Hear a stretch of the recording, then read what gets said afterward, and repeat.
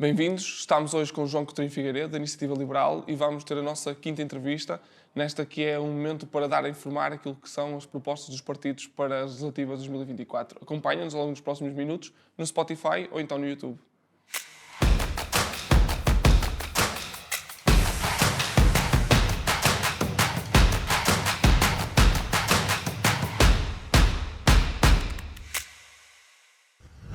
Então, recebemos hoje cá o João. João, obrigado pela sua presença cá. É um gosto. E vamos começar aqui com um tema que é sempre importante para a Iniciativa Liberal, que tem a ver com o tema do trabalho, com o tema dos salários. E a minha pergunta é: o que é preciso Portugal fazer para deixar de ter uma taxa de precariedade tão alta como tem, em que 56% dos jovens até aos 25 anos têm que estar em trabalhos precários, sem ter a estabilidade que deveriam ter para poder pensar numa vida, digamos assim, futura? Muito bem, mais uma vez é um gosto estar aqui e acho que ainda vai tempo de desejar a ti e à tua direção um bom mandato. Foram eleitos há pouco mais de um mês. As questões que tu pões, precariedade e salário, não são as mesmas, mas estão ligadas e têm a ver com o tipo de desenvolvimento económico que nós temos. Ou seja, se tivéssemos uma economia mais dinâmica, que gerar mais empregos de qualidade, teríamos não só um aumento natural do salário médio por via da procura que as empresas teriam por pessoas qualificadas e a capacidade dessas pessoas, por via dessa procura, exigirem mais e mais salários. Isso, aliás, verificou-se em alguns setores menos qualificados no passado. Estamos a falar na indústria turística, na indústria de restauração, mesmo na agricultura. Aqueles que tinham, efetivamente, a capacidade negocial de fazer, subiram relativamente os seus salários médios, mas os qualificados, que é aquilo que nos mais devia interessar, isso não se passou com a mesma dimensão. E, ao mesmo tempo, exatamente não terem esse poder negocial, também não têm poder negocial para o tipo de vínculo contratual que estão a conseguir obter. Portanto, a precariedade e o tipo de vínculo contratual é vítima, digamos assim, do mesmo fenómeno da redução de salários. Perguntas qual é a maneira de resolver isto?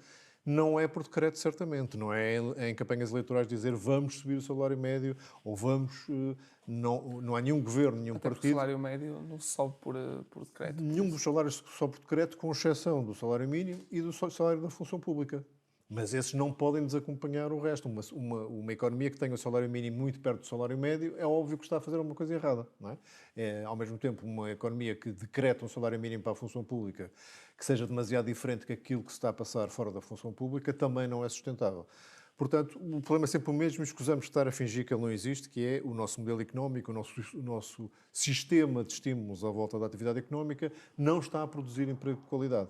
Ou seja, não há suficiente... E o emprego de qualidade no mundo inteiro hoje o que é? São aquelas atividades que têm um maior conteúdo de conhecimento e, esta parte toda a gente diz, a parte que nem toda a gente diz e que são capazes de correr mais riscos.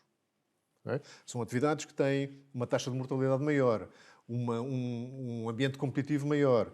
Portanto, quando estás nesse tipo de circunstâncias, necessitas de pessoas mais qualificadas, mais habituadas a competir, mais caras por essa via, com mais alternativas dentro e fora de Portugal. E, infelizmente, provavelmente vamos falar nisso mais à frente, as pessoas confrontadas com essas opções têm escolhido muitas vezes ir para fora de Portugal. Os que não vão têm a possibilidade de dizer, ok, nesse contexto, nesse ambiente, eu sou capaz de entregar aquilo que estão à espera que eu entregue e exijo que me paguem mais por isso. O nosso ambiente competitivo e económico, de uma forma geral, não tem favorecido isso. Portanto, não tens assunção de risco, és penalizado, é uma coisa absolutamente louca que eu não percebo como é que ninguém refila em Portugal. As taxas de imposto sobre as empresas vão aumentando à medida que as empresas crescem, quando nós sabemos que são as empresas maiores que dão mais formação, que pagam em média melhor, que oferecem mais oportunidades de crescimento de carreira, etc., dentro do assalariado. Depois há os outros que preferem trabalhar por conta própria, que é outra realidade. Isto para dizer que portanto, o sistema fiscal não ajuda, o ambiente político também não ajuda, porque parece que há uma espécie de penalização do sucesso, ou do êxito, ou do crescimento, ou do lucro. Portanto, tudo isto em conjunto faz com que não tenhamos empregos de qualidade a pagar bem, com vínculos permanentes suficientes para fazer subir quer o salário médio, quer a diminuição da precariedade. Ao mesmo tempo, ou melhor, mas mesmo, ainda assim, nós temos um grande crescimento de jovens qualificados e setores onde nós estamos a competir e até estamos a fazer, digamos assim, a entregar serviços para países altamente qualificados, Correto. altamente competitivos. Mas as nossas empresas continuam a disponibilizar um salário baixo em comparação com o desses países, não é?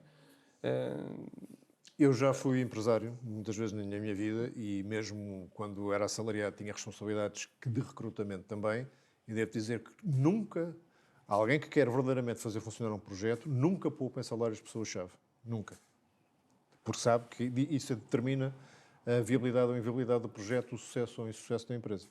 Portanto, essa visão de que os patrões poupam nos salários das pessoas que lhes são chave é completamente errada. Só os maus empresários, que os há, evidentemente, mas a visão de um país moderno é ao contrário. É alguém que está tão interessado em fazer funcionar uma coisa que nos recursos-chave, neste caso estamos a falar de recursos humanos, mas podíamos estar a falar de patentes, podíamos estar a falar de recursos naturais, podíamos estar a falar de acesso a mercados, nas coisas que são chave para aquilo funcionar, não poupa, porque sabe que poupa no primeiro dia para ter problemas muito sérios e não poupar absolutamente nada no segundo dia. Portanto, eu não acho que o nível salarial tenha a ver com falta de vontade das pessoas pagar, tem a ver com os modelos de negócio e, mais uma vez, o ambiente económico não favorecer e, em alguns casos, não permitir que se pague mais do que se paga hoje.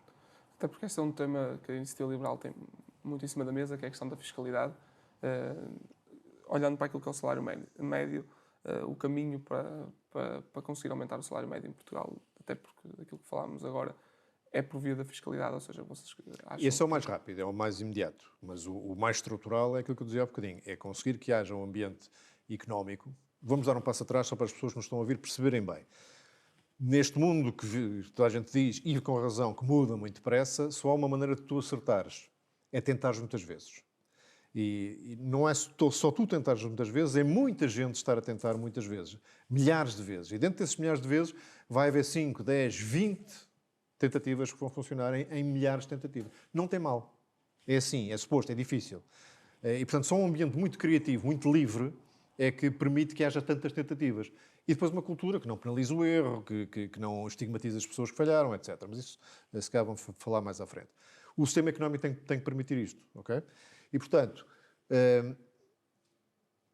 os impostos, nós quando defendemos a baixa de impostos, não é tanto pela natureza material do que tu retens, é pelo estímulo que isso introduz à tal assunção de riscos e à nova tentativa.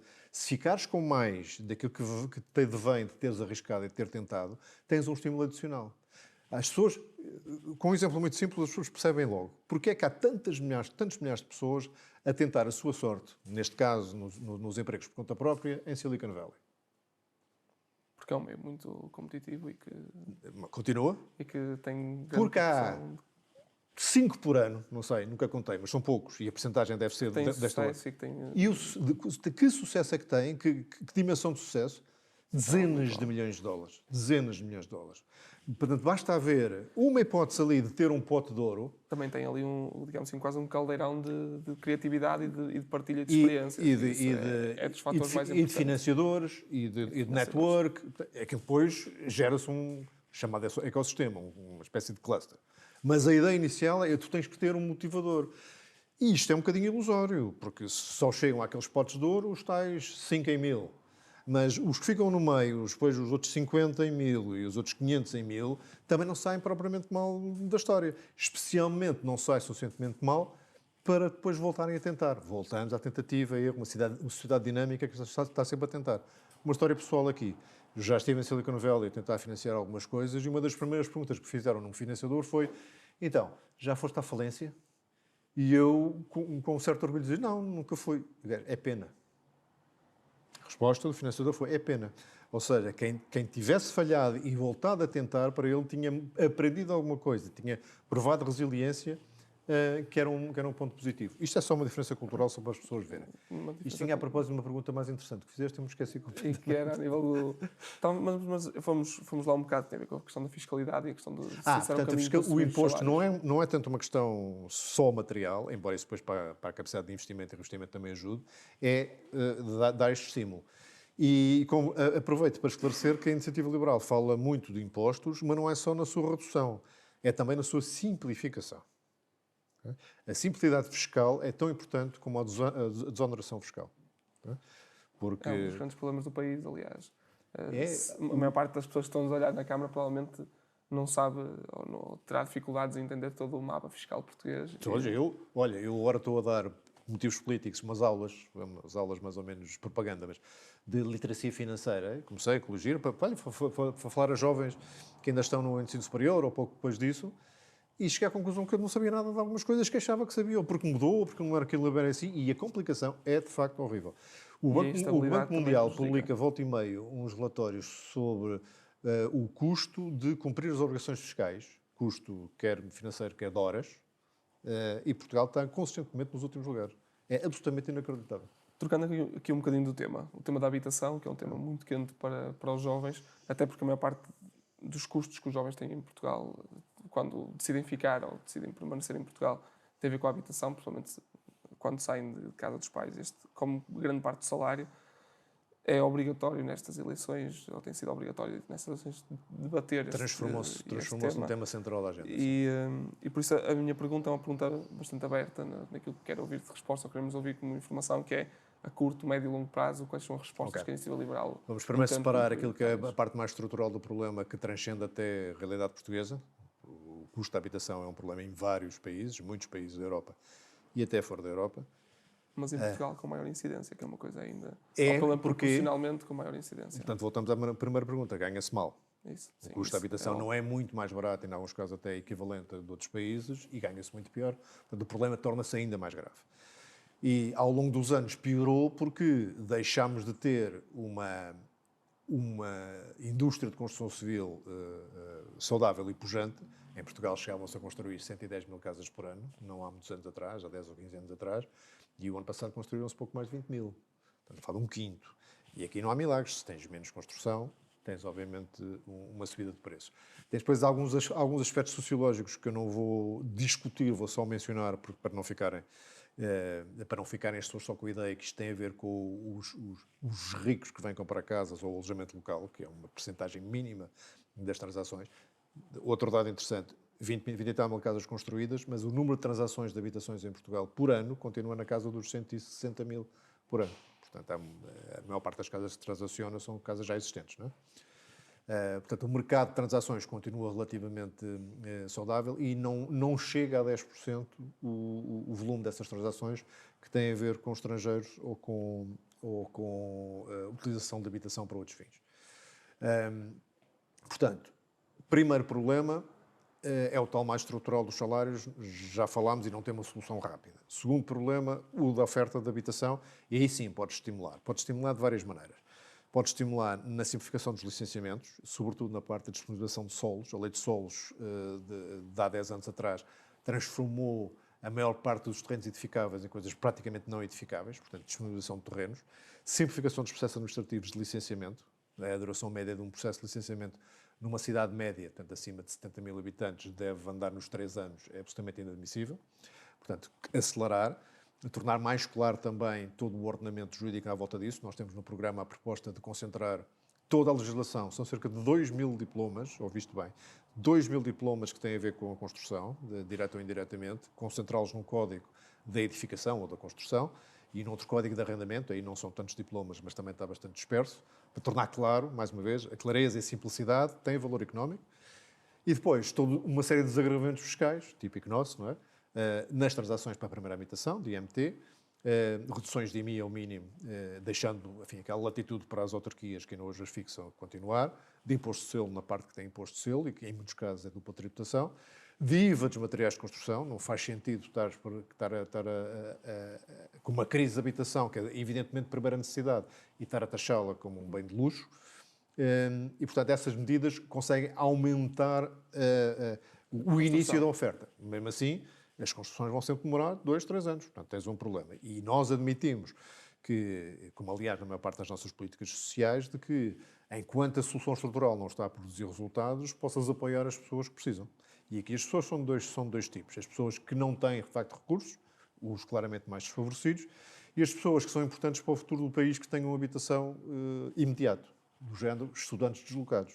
Se estás deslocado e o que te pode impedir de estar a estudar um ensino superior é não teres um alojamento, é óbvio que isso tem que ser apoiado no curto prazo, enquanto isso não houver uma O acesso solução ao mais crédito à habitação deve ser facilitado, ou seja, temos visto muitos partidos a falar sobre este tema de redução daquilo que é Sim, o ouvimos valor essas da várias entrada, propostas, eu ou devo então dizer outras que todas propostas. as que ouvimos, há umas claramente impossíveis ou inaceitáveis, do género de pôr a Caixa de Depósitos a baixar a taxa de juros, Isso é voltar à economia planificada, que são os partidos de extrema-esquerda que gostam de criar condições para que um dia venham dizer que é preciso voltar a apoiar a banca, e as pessoas talvez já não se lembrem, mas nós já há 7 anos, nós, portugueses, injetámos 7 mil milhões de euros na Caixa Geral de Depósitos. Portanto, convém lembrar que é bom não voltar lá. Mas os outros esquemas, por exemplo, de garantia do Estado, ou contra-garantia do Estado para a entrada das novas habitações, têm que ser usados com pinças para não gerarem aquilo que se chama uma espécie de moral hazard, que é estares a dar garantias do Estado, todos nós, para o benefício de alguns, que depois podem não sentir as consequências do seu incumprimento. Portanto, sim, facilitar, mas não criar um moral hazard. Rodando um bocadinho mais uma vez o tema, educação. O acesso ao ensino superior, até já falámos hoje um bocadinho sobre isto, da questão do acesso ao ensino superior, de como ele tem impactado aquilo que é a qualificação do país e como isso tem ajudado depois a dar mais sustento para a economia, essa é a ideia. A primeira pergunta... Desculpa, eu sei que não sou entrevistador, mas vocês no CNJ, por exemplo, fazem distinção entre pessoas qualificadas e pessoas que acabaram o curso? É porque eu acho que começa a ser claro que há diferenças entre quem acabou o curso e entre quem aprendeu alguma coisa que tem verdadeira utilidade para a sua vida. Não temos colocado aí, temos colocado pelos níveis da Europa, que tem nível 4, nível 5. Certo, não, mas essa parte, essa tipificação, acho muito bem que existe, até para permitir alguma mobilidade.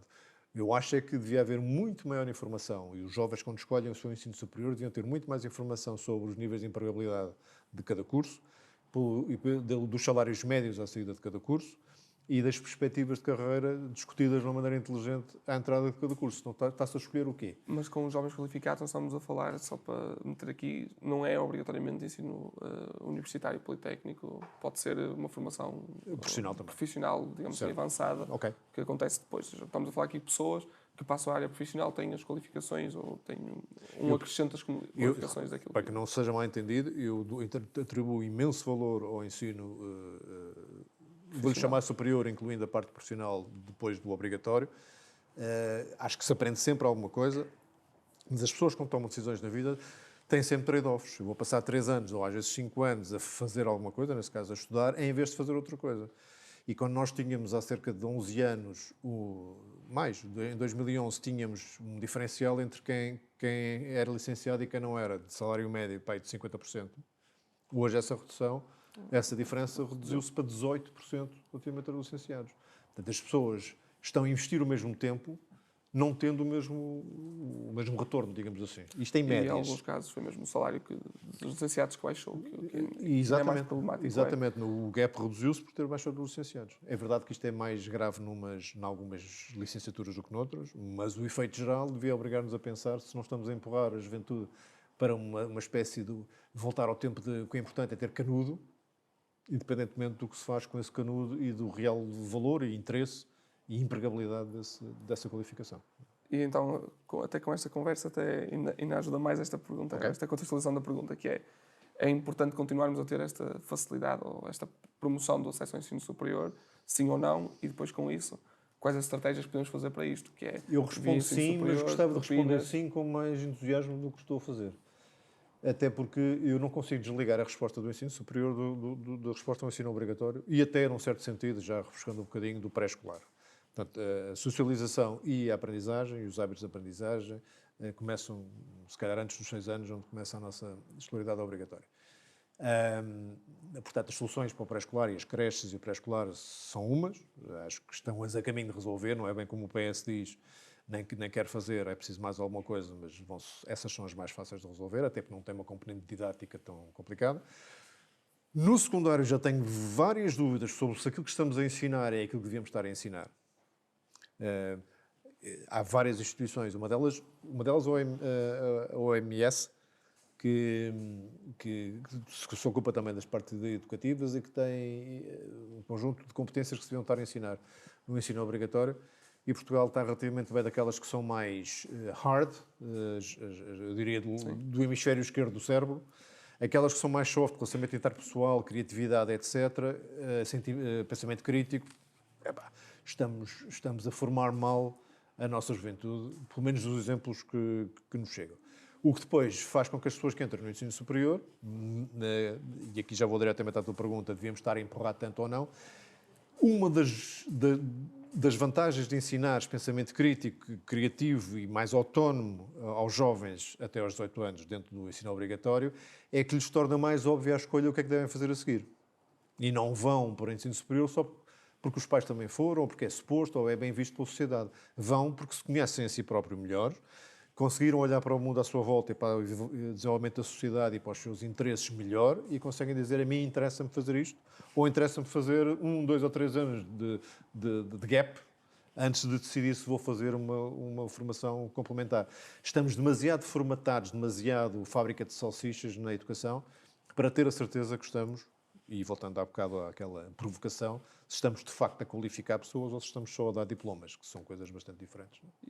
Vou aproveitar este tópico da educação, até porque esta questão dos métodos educativos é uma questão que tem sido muito pouco discutida na agenda pública, e é um tema muito importante para os jovens, porque às vezes olhamos para os jovens e lembramos sempre dos jovens que já acabaram o ensino superior e estão para a frente, mas há muitos jovens que estão nesta fase da educação, certo. E há muitos que depois até estão para a frente se revêem e nesses pelo menos ainda podemos influenciar alguma coisa. Que era preciso ter revistas destes métodos educativos. O que é preciso fazer para alterar o modelo de escola? Quando digo modelo de escola, não estou a falar só do modelo letivo, estou a falar do modelo desde que o aluno, o jovem, entra dentro de uma escola, certo. Desde o contacto, relações que tem entre pares. O que é que nós precisamos de mudar? O que é que precisamos a iniciativa liberal? Eu creio que o CNJ está envolvido na produção dos anuários de educação que o Conselho Nacional de Educação publica todos os anos. O CNJ tem 2 conselheiros no Conselho Nacional de Educação. Então sabes bem que eu estou a falar que esses anuários estão muito bem feitos.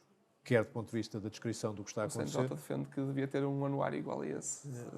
Devia haver fundos a nível nacional para a existência de um anuário igual a esse. Não é mal para a visto. juventude. Mas eu lembro-me disso, porque há sempre nesses anuários um capítulo sobre uma espécie de, não sei se vou chamar de teoria pedagógica, mas abordagem pedagógica ao que está a ensinar. E o que lá está certíssimo. Vais lá encontrar pensamento crítico, vais lá encontrar estímulo da criatividade, vais lá encontrar a adaptabilidade mental das pessoas para enfrentar as mudanças rápidas. Tudo isso vai lá estar. Ou seja, já sabemos o que é que temos que fazer. E perguntas tu, então, se já sabemos, portanto, se não é uma questão de concepção, se não é preciso reinventar a roda, se já há esse diagnóstico, porque é que não acontece? E eu aí tenho que dizer por 2 coisas bastante tristes. A primeira é porque temos tido governos completamente avessos a reformas estruturais ou reformas que possam ofender seja quem for e criar instabilidade, para esta resistência à mudança. Eu estou sempre a dizer a mesma coisa, eu tenho noção disso, mas se calhar é por um motivo, é porque os problemas são sempre o mesmo. É esta estagnação, este conformismo que se instala e depois ninguém quer mexer em nada porque vai sempre partir alguma coisa ou prejudicar algum interesse. Mas é suposto, quando mudas as coisas, correr o risco de ofender alguém, não é? Portanto, o que é que vai acontecer quando tentas mudar alguma coisa? Enfrentas as normais resistências à mudança de uma máquina e as não tão normais resistências à mudança, que é a segunda coisa triste, dos interesses corporativos. Os professores, por exemplo. Os professores não gostam de ser avaliados, por exemplo. Sim, nós temos visto que tem sido um dos protestos grandes da parte dos professores. E eu pergunto porquê. Ao sistema de avaliação. Porquê? Há um receio, é porque vai distinguir entre os bons e os maus professores, mas eu devo-te dizer, sem bons professores não vais ter boa educação. Mas depois, porque o processo em muitos momentos também tinha ali algumas coisas que podia ser até perverso, não é? Que não se podia reconhecer 2 bons professores porque só um é que podia ter a nota de excelência. Não se adapta a se dizer exatamente. Porque há 2 cotas... não podiam ser bons, quer dizer, mas isso foi algumas alterações. Essa limitação é péssima, mas foi introduzida por um motivo para resolver um problema ainda pior. Que era todos eram ótimos. Sim. Portanto, isto eu tinha aí alguns nas notas que tinha que falar numa coisa que em Portugal tem que voltar a haver, que é a cultura da avaliação. Tudo. Avaliar tudo o que fazes. Sobretudo para reconhecer as boas coisas que acontecem e as boas pessoas que fazem essas coisas acontecer. Nós tipicamente nem fazemos essa parte da avaliação, nem vemos essa parte em que nos confrontamos com o que é que foram os sucessos, o que é que foram os fracassos. E nem um fracasso pode ter uma parte, muitas das vezes, de reconfigurar e de ter novas ideias. A questão é que nós muitas vezes olhamos para o fracasso como a não promoção na carreira, o impedimento do crescimento na carreira, e por isso muitas das vezes o que acontece penalizamos é que... também, damos demasiada carga negativa a dizer que não chegaste ao teu objetivo. Mas eu acho que o grande vantagem da avaliação não é reconhecer quando as coisas correm mal, é reconhecer quando elas correm bem e copiá-las rapidamente. Bem, esta coisa aconteceu porque alguém fez uma coisa muito bem feita, ou tem uma abordagem, neste caso pedagógica, muito boa. Se funciona, vamos proliferar isto rapidamente. Mas a educação tem isso, quer dizer, há um caso que é o caso de Santo Tirso da Escola da Ponte, onde é conhecido como um exemplo de excelência em Portugal e que dificilmente foi, não é dificilmente, não foi replicado e que continua sem... Não sei os pormenores disso, sem soube que já ouvi esse caso vagamente, mas a pergunta seria... mudam completamente Não seria fácil, e uma resposta à tua pergunta de porque é que isto não acontece, podia ser também uma resposta à pergunta porque é que o caso da Escola da Ponte não proliferou, não se generalizou. Se calhar as resistências foram as mesmas. Isto custa, porque nós já descobrimos alguns tesouros, já descobrimos algumas soluções, já descobrimos alguns caminhos. Houve quem o fizesse, dentro da tal múltipla tentativa que uma sociedade dinâmica tem que ter, muita gente a experimentar coisas, houve já quem encontrasse. E depois ninguém aproveita. Quer dizer, é duplamente estúpido. Não promovemos o aparecimento das tentativas quando alguém consegue, apesar dessa dificuldade, não copiamos os bons exemplos. Não faz grande sentido. Na sustentabilidade, o que é que são as 3 prioridades para a iniciativa liberal nesta campo da sustentabilidade? Mobilidade, energia... Antes disso, também é uma questão cultural. Nós ligamos muito às questões culturais de como é que as pessoas pensam sobre os assuntos, como é que abordam os assuntos. E a primeira prioridade, que é cultural, neste sentido. Instalou-se a ideia de que as soluções para um planeta mais sustentável estão todas ligadas ao decrescimento. E o decrescimento é outra maneira de dizer, é um eufemismo para empobrecimento. Eu chamo a atenção, e isto está muito comentado ao longo da história, que da mesma maneira que as consequências das alterações climatéricas são gravíssimas do ponto de vista, de quase todos os pontos de vista, incluindo da qualidade de vida e da mortalidade humana, a pobreza também. Está muito comentado que há uma ligação direta entre a pobreza e saúde física e mental das pessoas. Ou seja, vamos dizer de uma forma mais brutal para que não haja equívocos. As alterações climáticas matam. A pobreza também. Se vamos e é por isso que eu já fui muito criticado de dizer eu não gosto da palavra emergência, porque a palavra emergência é aquela que te leva a tomar decisões depressa sem medir todas as consequências. Mas há uma crise climática e é causada pela atividade humana. Disso nós não somos negacionistas. Portanto, há aqui uma diferença entre analisar e a abordagem que temos. E então dizemos, se há uma solução mais sustentável para o planeta, ele tem que ser ponderada, caldeada, com impacto sobre a vida humana, propriamente dita, no sentido mais tradicional do termo. O Björn Holmberg, um cientista ambiental sueco, tem uma abordagem muito engraçada sobre isto, que é exatamente porque há qualidade de vida que se perde com as alterações climáticas e qualidade de vida que se perde com a pobreza, e que o crescimento económico produz pobreza e, portanto, vai produzir miséria, ele faz uma espécie de cruzamento, ok? Onde é que eu arranjo o ponto de equilíbrio exato para ir reduzindo as emissões, por exemplo, e não causar demasiada miséria. Segundo ponto, e esse sim mais político, é que historicamente os países que melhor abordagem têm à sustentabilidade são mais desenvolvidos, mais ricos, usando as palavras. Ou seja, o desenvolvimento económico é uma forma de financiar a transição energética e o combate às alterações climáticas. Prioridades aí, no caso português, concreto, nós temos a sorte de ter uma orografia e uma geografia capaz de produzir uma percentagem de renováveis muito significativa. Estaremos muito perto de conseguir fazer 70% do nosso abastecimento de eletricidade através de fontes renováveis com consistência, é absolutamente excelente, o que faz com que, por exemplo, eu, não tendo nada de princípio, até pelo contrário, contra a energia nuclear, não acho que seja solução para Portugal, porque não temos necessidade disso. Cada 4, 5 gigabaitos de produção nuclear custariam à volta de 3 mil milhões de euros, não é uma coisa que para mim faça sentido para a realidade portuguesa, mas para outros países poderia fazer.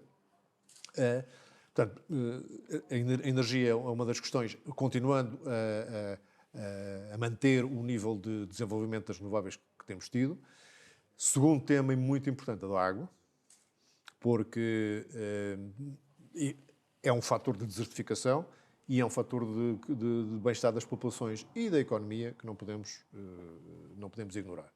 E desse ponto de vista, não percebo porque é que continuamos a ser tacanhos na forma de encarar o problema da água. Estamos permanentemente a falar de controlos de procura de vários tipos, sem falar da capacidade de oferecer mais água. Portugal não tem um problema de pluviosidade, tem um problema de distribuição de pluviosidade. Portanto, os transvases de água, as soluções de salinização, as soluções de recarga de aquíferos, as soluções... Bem, a primeira de todas era começar já, em todas as redes públicas de distribuição de água, evitar as perdas, que em alguns casos são absolutamente escandalosas.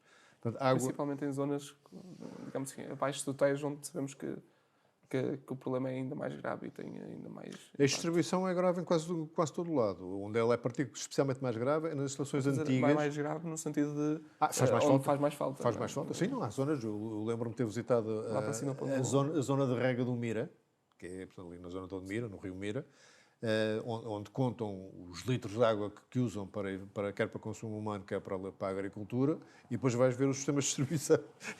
E não é os litros, é os hectolitros, os quilómetros cúbicos de água que se desperdiça. Portanto, temos esse problema. Tu falavas de mobilidade.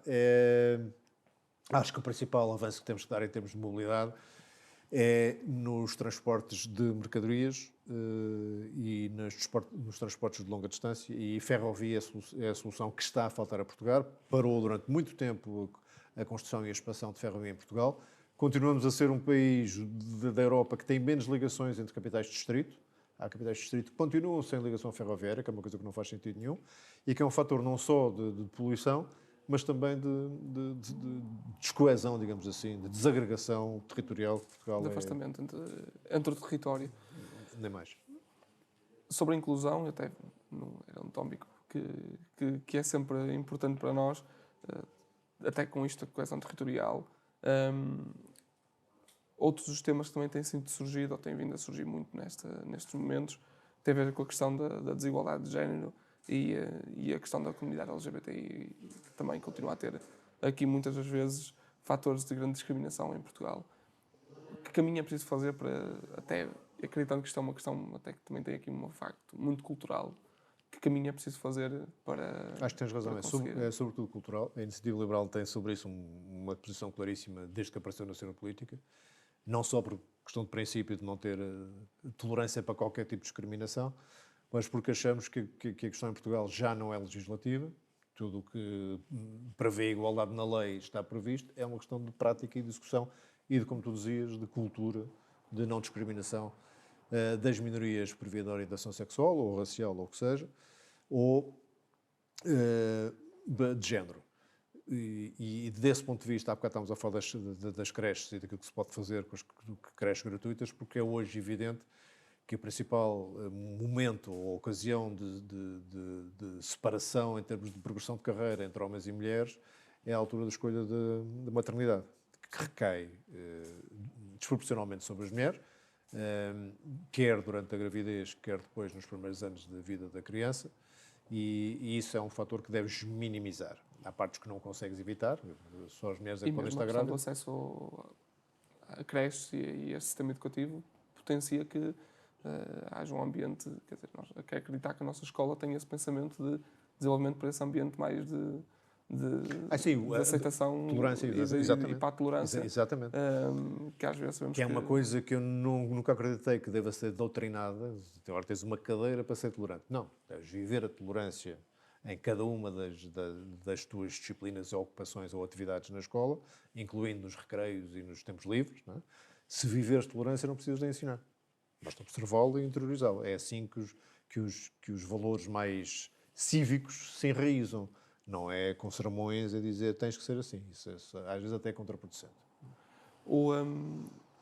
Mas uma coisa que quero sublinhar. Não é possível tu teres uma sociedade que seja não só avançada no sentido mais humano do termo, mas devidamente dinâmica e vital, vibrante, se não conseguires aproveitar o melhor que cada um dos seus cidadãos tem para dar. E quando alguém se sente discriminado, isso é a maior das injustiças e das desigualdades. E, portanto, para um liberal é uma facada, que é alguém que tem para dar, alguma coisa para dar, e que é impedido de o fazer, ou sente-se pouco incentivado a fazê-lo, porque não é aceite. A sua opinião não é valorizada, a sua participação não é estimulada. Isso é... Por uma escolha pessoal... Sim, que, na maior parte dos casos, estamos aqui a discutir, nem sequer é uma escolha. Não é? Sim. Nasce com aquela condição. E, portanto, é absolutamente inaceitável e as sociedades, como eu digo, avançadas e verdadeiramente dinâmicas, não podem tolerar esse tipo de discriminação. Outro dos tópicos tem a ver com a questão das migrações, de se o país deve continuar com as portas tão abertas, deve fechar mais as portas. A Iniciativa Liberal tem alguma posição sobre isto? Ou seja, acha que o país deve Estamos em continuar discussão interna. Eu acho que é daqueles temas que obriga a manter uma mente aberta, porque nós tínhamos há uns anos atrás, não muitos, um saldo migratório líquido de imigração, portanto, de entrada de pessoas em Portugal, devia andar nos 20 ou 30 mil por ano, e nos últimos anos ultrapassa sempre regularmente os 100 mil. E penso que nos anos já ultrapassou até os 200 mil. Portanto, é daqueles casos onde as alterações quantitativas se transformam em alterações qualitativas. É? Eu dou um exemplo porque as pessoas não acham que eu estou em abstração. Se de repente tivéssemos um saldo migratório destes de, vamos por absurdo dizer, 1 milhão por ano, as pessoas facilmente diriam, não dá, temos que fazer alguma coisa. Portanto, se calhar estamos a discutir qual é o nível em que temos que assegurar condições de integração das pessoas. E eu não sei muito bem como é que se faz. Há vários sistemas que estamos neste momento a discutir mesmo internamente do partido. O sistema canadiano, o sistema australiano. Há vários sistemas interessantes de planificação que permitem, ao mesmo tempo, assegurar que os serviços de saúde, de habitação, de educação do país estão preparados para integrar as pessoas, para não termos mais tarde um problema social, desde logo com as pessoas que vêm e depois mais generalizadamente com as pessoas que já tinham vindo, digamos. Outros tópicos ainda na senda, até em ligação com isto do âmbito internacional, tem a ver com a questão das guerras e de todo o conflito armado que tem existido ao longo destes últimos anos. Portugal tem-se posicionado bem nestes, principalmente, dois conflitos que estamos agora a conhecer. Tem-se posicionado bem um bocadinho à maneira da nossa diplomacia tradicional, que é um pouco proclamatória e pouco efetiva. Devo dizer que Portugal não está muito sozinho nessa postura de falar muito bem e fazer muito pouco. E estamos a falar sobretudo da guerra na Ucrânia e da guerra no Médio Oriente. E eu acho que era bom que estrategicamente pensássemos o que é que andamos a fazer, e vamos ser obrigados a pensar nisso muito a sério, infelizmente, se calhar a partir de novembro, com as eleições americanas. E eu digo infelizmente, mas vamos ser obrigados a pensar nisso, se calhar é uma bênção disfarçada, as razões são más, mas o resultado é bom. Nós andamos há décadas na Europa a viver da suposta segurança que o guarda-chuva de defesa americana nos dava. Nenhum espaço regional político pode assumir-se como verdadeiramente autónomo e soberano se depende militarmente de outro bloco ou de outro país, por muito amigo que ele seja ou tenha sido. Sabe? E é ingênuo pensar que os tiranos deste mundo, os expansionistas deste mundo, os imperialistas deste mundo, não continuam a existir. Eu hoje estou convencidíssimo e faço apelo à memória histórica do que se passou no século passado com a tentativa de apaziguar tiranos. Não funciona quando o tirano tem as aspirações expansionistas, que eu hoje estou convencido que Vladimir Putin tem. Vladimir Putin não vai ficar pelo Donbass. Se amanhã houver uma conferência de paz e se disser fica com a Crimeia e com o Donbass e a Ucrânia fica em paz, não fica. Não fica. Os movimentos que já houve de insurreição na Transnistria da Moldávia ou na Estónia, semana passada, foram detidas 10 pessoas na Estónia que já estavam a provocar movimentos insurrecionais na Estónia a favor exatamente do mesmo mecanismo que foi usado no Donbass há 10 anos atrás. Portanto, não vai ficar por aqui. Portanto, eu já tive a ocasião de dizer esta semana, e repito aqui, e não quero assustar ninguém, mas é bom que tenhamos consciência disto, a Europa está em guerra. Nós também estamos em guerra. Só não sabemos ainda porque estamos a 4 mil quilómetros de Kiev. Ou Kiev, vou dizer à ucraniana. Estamos a 4 mil quilómetros de Kiev, mas estamos em guerra. E é bom que nos preparemos para isto. Porquê? Porque isto pode ter custos para combater. Pode ter custos financeiros, porque temos que apoiar militarmente a Ucrânia, e pode ter custos de ter que prescindir de algumas dos teus confortos imediatos para defender uma coisa mais importante, que é a liberdade. E a este propósito, deixa-me dizer com um grande gozo que quando a guerra eclodiu há 2 anos, Houve milhões, dezenas de milhões de europeus que saíram às ruas espontaneamente. Não houve nenhum partido a convocá-los e organizá-los. Saíram espontaneamente à rua em defesa dos seus irmãos ucranianos que estavam a lutar pela sua liberdade, mas também pela nossa. E isso, para mim, foi uma confirmação muito satisfatória de que o valor abstrato da liberdade, que eu acho que damos demasiado por garantida, continua a ser suficiente para te vir para a rua, gritar. E muita gente que quis ajudar e ajudou de muitas maneiras. Eu acho que agora a ajuda, para além das manifestações e das palavras, tem que ser atos concretos de apoio material à Ucrânia. A Ucrânia não pode deixar de ganhar esta guerra. Não é só não perder, tem que ganhar a guerra. Esta última parte falámos do acesso à liberdade e a última pergunta é principalmente essa. Tem a ver com os 50 anos do 25 de Abril e de como eles são importantes para a nossa democracia. E a nossa democracia tem sentido em muitos momentos questões como os órgãos de comunicação social, ou seja, a capacidade de nós estarmos informados sobre o grave ataque, mas também em muitas das vezes questões de grupos que ficam com menos participação. E essa é a pergunta que muitas vezes estamos determinados. Podemos vir a ter a Assembleia da República com menos jovens de sempre, em 2024.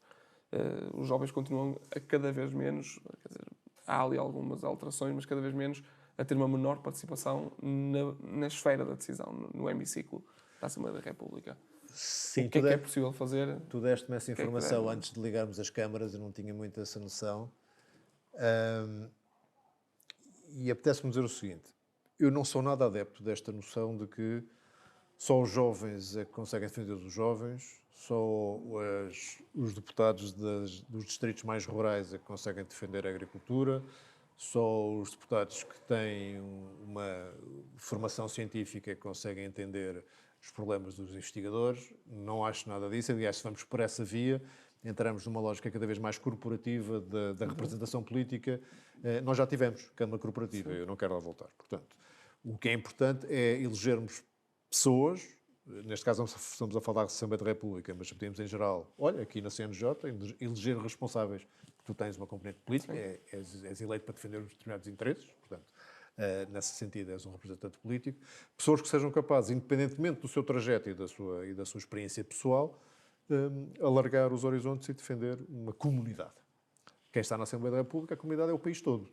Portanto, eu não sou adepto que não acho que seja direto teres menos jovens que os interesses não estejam lá representados. Mas reconheço que é mais difícil, é menos provável que alguém com uma decalagem de idade muito grande consiga sentir na pele... A condição social, seja ela de idade, ou seja certo. ela de... Eu digo uma isto, das questões que pronto, eu disse o que disse em termos de princípio, mas depois tenho que reconhecer que na prática é provavelmente preferível que haja sobretudo diversidade de backgrounds, de idades, de géneros, de orientações sexuais, de tudo. Não porque isso seja necessariamente uma pré-condição. Podes ter muita diversidade desse tipo de trajetos e ter um pensamento único. Não ajuda. Eu acho é que a diversidade que interessa é a de pensamento. Tendo dito isso, o que é perigoso para a democracia? Não é tanto só não ter tantos jovens na Assembleia da República. É sentir que os jovens se podem interessar menos pela política do que já se interessaram. E, portanto, eu começo a sentir uma clivagem muito grande e estou num partido político eminentemente jovem, todo o nosso corpo de membros é... Enfim, agora não sei qual é a idade média, mas se for muito superior a 35, eu espanto-me, acho que é bastante inferior a 35. E portanto, estou permanentemente no meio deles e sei que há muitos jovens interessados em política, mas é quase como se houvesse aqui uma espécie de clivagem em que tens uma percentagem que acho que ainda, apesar de tudo, é pequena, de gente muito interessada na política, e a que está interessada está muito interessada e é muito conhecedora, e depois uma cada vez mais, vou chamar geração TikTok. Mais frases rápidas, frases feitas. Isso, sim. Portanto, consumo imediato, gratificação imediata e pouco envolvimento em movimentos mais duradouros de transformação. Okay? Isso para mim preocupa-me mais. Mas reconheço que a preocupação aqui é fruto da própria impotência. Ou seja, se tu não fores capaz de falar às pessoas, neste caso aos jovens, e podemos falar de outros grupos para não centrar-te nos jovens, mas agora, já que estou aqui no CNJ, falemos dos jovens. Se não fores capaz de te interessar e de dizer que a responsabilidade que eles têm na participação não é só uma responsabilidade cívica, é mesmo uma coisa, para já, que pode ser divertida e depois que lhes interessa diretamente ao dia-a-dia deles. Se não fores capaz de fazer esse discurso, essa mobilização, essa motivação, De entregar respostas. é óbvio que não os vais trazer. Portanto, se há coisa que na vida política, às vezes parece que estou a falar que estou na vida política há anos, não estou, fiz agora 4 ou 5 anos de atividade política, mas se há coisa que me deu gozo nestes anos, foi sentir que a Iniciativa Liberal, quando fala, e quando eu estou com muitos miúdos e lhes transmito algumas das visões que temos para o país, os sinto imediatamente a aproximarem-se e a querer ajudar a construir. Isso quer dizer que chegamos lá e estamos a mobilizá-los. Mas lá está, eu tenho a noção que estou a falar, se estavam naquela plateia, já tinham um mínimo de interesse para a participação cívica. Os outros que não vieram continuaram no TikTok. E agora perguntas tu, porque é que a Iniciativa Liberal não está mais forte no TikTok? Eu provavelmente tenho alguma culpa nisso, porque eu tenho esta paranoia com a utilização de dados do TikTok por parte do Partido Comunista Chinês. E é uma paranoia baseada em alguma realidade e custa-me fazer uma coisa que está ali à mão de semear. Nós seríamos bons no TikTok, se conseguiríamos chegar a muita gente no TikTok, mas é um princípio. Não vamos entregar isto sem ter a certeza do que estamos a fazer, não vamos entregar este ouro ao bandido. Eu acho que os princípios só têm verdadeiro valor quando custa alguma coisa a aplicar. Não é? E neste caso custa um bocadinho. Estamos sempre a dizer, há outros, ficam aqui sem ser nomeados, aqueles cujo nome não pode ser mencionado, que estão fortes no TikTok, nós podíamos estar também. E não o fazemos por uma questão de princípio, que eu acho sempre graça, porque dá ali uma questão parece um exemplo de retidão e de integridade, que também é um exemplo, portanto, alguém pode seguir. João, obrigadíssimo por este momento, por estas conversas que tivemos aqui ao longo destes tópicos. Esperemos que voltar a ter cá o João. Será um gosto. Eu estou sempre disponível. Foi um gosto. Obrigado. Obrigado, Rui.